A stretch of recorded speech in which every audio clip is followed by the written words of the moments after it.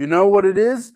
The problem with some One Piece fans, or at least some One Piece readers, is that they enjoy a chapter not for the chapter itself, but for the possibilities that the chapter implies. Now, the chapter we got, 1179, yeah, I get the hype. It really gets your imagination going. You can come up with all kinds of theories. I mean, wow, what a crazy chapter, but the chapter itself, there's nothing that amazing. I'm sorry. That's a problem. You want us to have more fun imagining what's next than actually reading the manga itself. That's what we've seen in recent One Piece chapters. That's not normal. Normally, a really good manga, draws you in. You enjoy reading the chapter just as much as imagining what's next.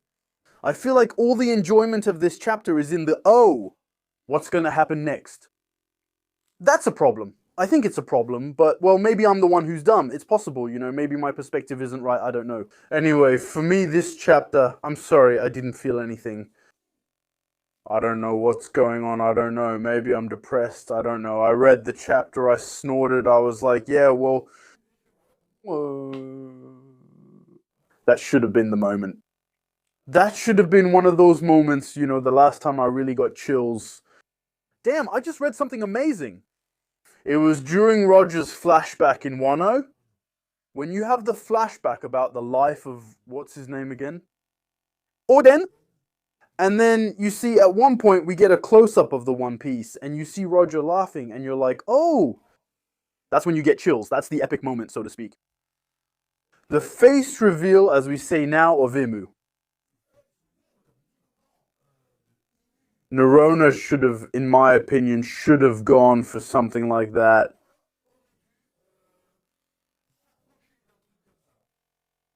Well, here, I don't think it works. I don't know why it didn't work for me. So maybe we need to try to break down the chapter a bit to understand why it didn't work. I felt like it came out of nowhere. I still don't understand. But again, maybe it's just me. I still don't understand what stakes are so important in Elbaf to justify that Im-sama would intervene personally. Right here, right now, immediately. I don't understand. Okay, he wants to avoid having an army of giants on his back, huh? Alright? But the best way, basically, to keep the giants out of it was to leave them alone. Because originally, the giants weren't planning to go to war. They wanted to stay on their island, peaceful, you know, education and all that. They stopped being warriors, they were just peaceful. And the guy was like, no, I'm going to put some pressure on you, you're going to join the world government. And so it messes everything up. So he creates a mess himself, and then he's like, so I'm going to come down myself and fix the problems. I don't understand. Maybe I'm lacking perspective. Maybe there are too many chapters, too many subplots. It's weird. I'm thinking, why is he getting involved now? I'm not asking myself why he didn't get involved earlier. That's more or less obvious. But why is he getting involved specifically now? The way they're presenting it to us, I feel like nothing we've seen in Elbaf justifies the likely final boss getting involved. Gets involved right now. Gets involved. So, I'm going to follow up on that last phrase from my side. Final boss. Will Im-sama in the end be the final boss of One Piece? I really don't think so. Because it doesn't make sense to introduce him now. Considering all the subplots that are still unresolved, here, we're losing track. But there's the Blackbeard stuff, there's Akainu, there's Mihawk, there are a lot of things that are still ongoing. Dragon, that bastard, we've seen him twice in 20 years, what's going on with him? What's he doing, huh? There are so many things left hanging unresolved that are supposed to wrap up a manga, logically converge toward the same event. Usually in One Piece, the events often happen in one place, but here, that's not the case at all.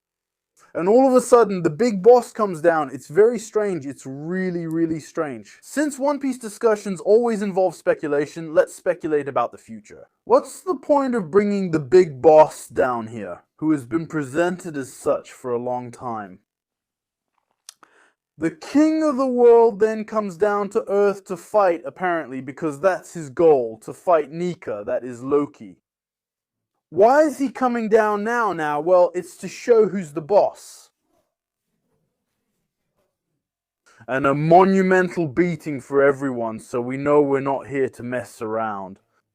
And so, what would be really interesting is that it would allow Nika, who has seemed all-powerful since his appearance, to get a little dose of humility. You thought you were an emperor and close to the One Piece, but we'll put you in your place. Want the One Piece? You'll have to go through me. First of all, that's not how it works. That would be interesting. It would revive the interest. It would revive the plot. Why not lose a straw hat along the way? That could be interesting. You make me a scene where Usopp sacrifices himself like, go ahead, king of the world. Bam, slingshot shot to your face. Let's see who's the boss. One last stand. A heroic last hurrah from Usopp. That could be incredibly amazing. Obviously, it's a scene like Guy Sensei against Madara where he shows up. You're a real pirate. You're truly the real deal. And girl, you're really a true warrior of the sea. You go, oh, there you go. That could be awesome, obviously. Either he shows up now to calm everyone and say the fight isn't over, or he doesn't. That brings back some interest. And that involves the girl in this whole conflict, because for now, the Straw Hats aren't caught up in this conflict. In this big One Piece story, almost by chance, well, there's obviously an ocean of destiny in One Piece. Right now, they're not involved. They don't have skin in the game, as they say. Just sharing some expressions. That is to say, everything happening around the quest for One Piece, maybe everything about the poneglyph stuff, the Forgotten Century. Luffy literally doesn't give a damn. All the Straw Hats don't give a damn. Robin is interested because, wait, I've worked on this, that's it. But otherwise, they don't care. We agree that whether the government falls or not, they don't care. They're just moving forward and need to go to Elbaf. The next step is Raftel. So, well, that's what we're doing, but that's it. So, if IMU shows up, beats up the Straw Hat, beats up the people of Elbaf, that would give Luffy a reason to act, okay? Maybe we should handle that problem before chasing the One Piece? That could finally involve him, since until now he's only been an involuntary actor who's not even aware of the upheavals he's causing. I think that's been a problem in One Piece for a long time. There you go. Second option, he dies at Elbaf. So, there are some who will say, no, that's nonsense, but it could be really interesting if he dies at Elbaf. Why am I telling you this? Because the chapter focused on the elders being present, but no, she's not on land. You know what would happen if you went to the surface. They don't say it, but that's the idea. When he arrives and starts coughing and spitting blood, the air is likely poisoned for him, or maybe it's the sea. Too much water, I'm not sure. It's the devil fruit, and since the sea rejected the demons, that's why devil fruit users can't swim. That's not exactly the explanation, but it's something along those lines. Maybe for him, since it's the devil fruit, as soon as he's near the sea, when he's too close to the surface of the sea, he's in a weakened state. But would that still make him a villain? With the most broken weakness in the universe, meaning that if the villain intervenes directly, he dies. Which also seems to be implied by Fingerland, saying, well, we don't have a choice anyway, which brings me to my point, we don't have a choice, now it's a mess. The celestial dragons are dying of hunger. There's a blockade on the surface and we can't put an end to it. Obviously the Marines is overwhelmed, but at the same time it seems a bit clueless. Not really listening to orders, that's what was implied. We need to make a show of force, otherwise things are going to go south. So, on one hand they're trying to work with the remaining Vegapunk to activate the buzzer. Flame seems to be struggling, so the solution for a good enough room. Okay, now we've also angered the Giants, who just declared war. Even though they weren't involved before, they've now declared war on the world government. If, on top of that, we have the Giants coming after us, well, at that point, we might as well just pack up and go home. So, he told me, oh, I'm going to solve the problem, so he goes in confidently. So who can solve the problem? So that brings me back to solution number one. He steamrolls everyone, or it fails. Immune runner dies. It would be really interesting if they died. Why? It would be interesting because we're at a moment where power is about to shift. If the king of the world dies, someone will have to take his place. The empty throne can't stay empty. That's the principle. So it could be cool knowing that we're in the place they rule, the world of the celestial dragons, the Holy Land, and already le doigt s'entrebecter. Let's imagine that the king above is no longer there, so there's a void, and if there's a void, there's a crisis to resolve. Fingerland wasn't put there for nothing, you know? It's not just to say, hey, that's Shank's father. I think that bastard, the moment Imsama dies, if he dies, he's gonna say, okay, I'm the new king, you see, I'm the new king. I want to sit on the throne of the world. So that's all to say. What I mean is, there's going to be a vacant spot, meaning everything is going to collapse.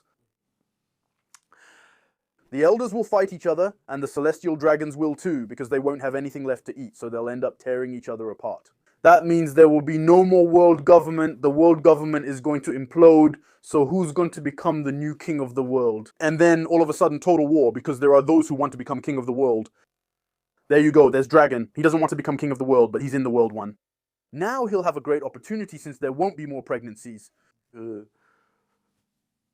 We have to go. You think that bastard isn't gonna say, oh, there's no one left, well, wait, I'm gonna become the king of the world, boom, everything you see, you know what I mean, the big deal. At some point, they're gonna realize that. Well, I don't think they're aware of all these stories, but at some point, they're gonna say, wait, there's no more world government. Now, there's a move being made, obviously Blackbeard, and I've been waiting for this moment.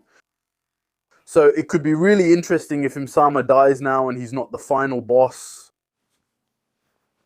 But actually, we would come back to a real final boss, a total battle where everyone settles their scores, a real world war. You see, that could be really, really cool, so it could be very interesting if he dies here. So afterwards, both solutions can happen at the same time, or at least they can happen simultaneously. That means we could have Imsama who takes everyone down but dies in the process. That could be pretty good too. You see, that's like he shows up, he calms everyone down. But it's kind of like in Naruto, I die right when I'm about to deliver the final blow. Maybe Usopp even finishes him off, that would be incredible. So, well, it's still a mess, the world government has fallen. There's a throne up for grabs, who's gonna take it? Knowing that, according to Zebek, the former king of the world was David Jones, who is most likely Joy Boy. Also, there's something at play, that being said, I think it could happen, but in the chapter itself, I feel like the effect just isn't there for me. I didn't get that little thrill of revelation, that's it. We'll also need to be told why he had such a weird doll form. And then all of a sudden, it turns into some kind of demonic demon from hell. You'll have to explain that to us too. And even the flashback where he says no, but it had to happen. He's still speaking in riddles, I think, past this point. Now in the investigation, he needs to stop speaking in riddles. Yes, but no, it was written. All of this had to happen. Vivi, I need you. Just say it plainly, it's fine. Now, we're at 100,115. Something like that. It's been going on for 30 years. Just say it plainly, please, so we can move forward. That's all I'm asking you. Just say it plainly, please. There you go. Yes, it's a chapter that offers interesting perspectives. So, what's surprising? We didn't expect to have the final boss, who definitely isn't the final boss, just show up like that. And then, bam, we didn't see it coming. Now, we'll see how all of this is going to be handled. But I'm still pretty skeptical about how things are turning out, because for now, there hasn't been that moment yet. Thrill, you know, there have been some thrilling moments, some really epic moments for sure, but they were flashbacks, and I feel like it's been a while in a storyline. The real insanely badass moments, you see, they're in the flashbacks. I saw a clip on Twitter of a streamer saying Ordis's go-to move is flashbacks. So right now we're kind of bored in the present, but at some point he's going to drop that flashback. We're all going to get back into it. It's true, the guy did a really accurate analysis. I can't remember his name, but he was spot on. If you look at Wano, the highlight of Wano was Den Agard's flashback, the highlight was Kuma's flashback, bam, the highlight. For now anyway, it was the flashback of Zebek and Loki and Harold. So, is the highlight of One Piece going to be Joy Boy's flashback? We're definitely going to get it at some point. We're definitely going to get it. A Shanks flashback too, obviously. So now it's a flashback machine. Why not? If the flashbacks are truly epic, why not? It would be nice if the present were just as captivating. I think that, for now, it's not really. The present is mysterious. Whereas the flashbacks provide answers. What I mean is, the flashbacks provide answers, but they don't help to better understand the present. For now, I think, well, that was kind of my opinion, kind of mixed. About this chapter, well, obviously, again, I'll say it again, and the implications of the chapter are fascinating, but it's the execution that seems strange to me. Similarly, if we're talking about the devil fruit, the devil fruit. When he arrives at the castle, you see the trees, the houses with smiles, stuff like that. Boom. But here, I think we're going to have a problem. It's supposed to be the devil, El Diablo, coming to Earth, and the first glimpse you get of him is Walt Disney cartoon houses. Je sais qu'Oda a dit je veux pas faire un manga sérieux. But here we're supposed to be a little scared. Bro, I mean, why not? Because let's say he has powers. A little bit like Nika, actually. Cartoonizing everything around him a bit.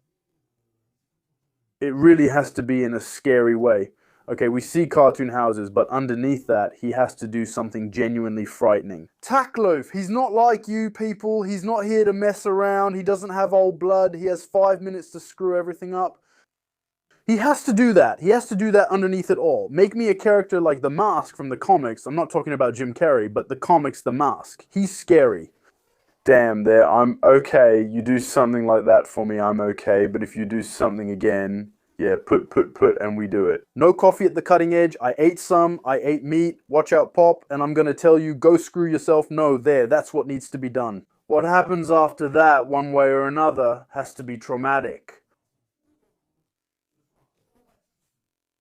We have to shit ourselves. I want to shit myself. I'll put on a diaper. I don't care. I'm talking, but we have to shit ourselves. You can't just show up as a poet, whatever, right? Nika's idea at the beginning was brilliant in terms of BDL, brilliant in terms of villains. If you don't do that, you make me a top. We have to shit ourselves, please.